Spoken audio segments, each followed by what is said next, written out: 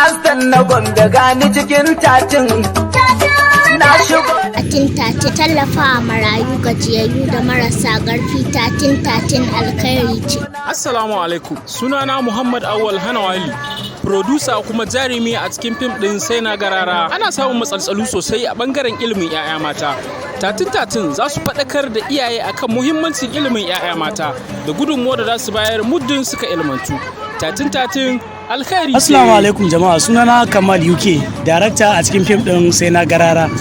Tatin ba kungiya bace da gwamnati ko wata kungiya ta siyasa take daukar nauyinta. Tatin kungiya ce da shugabanta wato President Alhaji Dauda Adamu Abdullahi Kawutu Rarara yake daukar nauyinta. Tatin alkhairi. Assalamu alaikum, sunana Salisu Ibrahim Sas, ma'ana jarumi a cikin fim ɗin sai na garara. Tatin aikin su ne su isar da sakon al'umma ga shugabanninsu da kuma su tunatar da shugabanni alƙawuran da suka ɗauka domin su cika shi. Tatin alkhairi ce. Assalamu alaikum jama'a, sunana Hassan, jaruma a cikin fim ɗin sai na garara. Taimakawa marayu gajiyayyu da marasa ƙarfi aikin tatin ne. Sunana Usman Dawai, jarumi a cikin fim ɗin sai na garara. Tatin aikin ta ne Dakile da afkawa matasa a cikin shaye-shaye.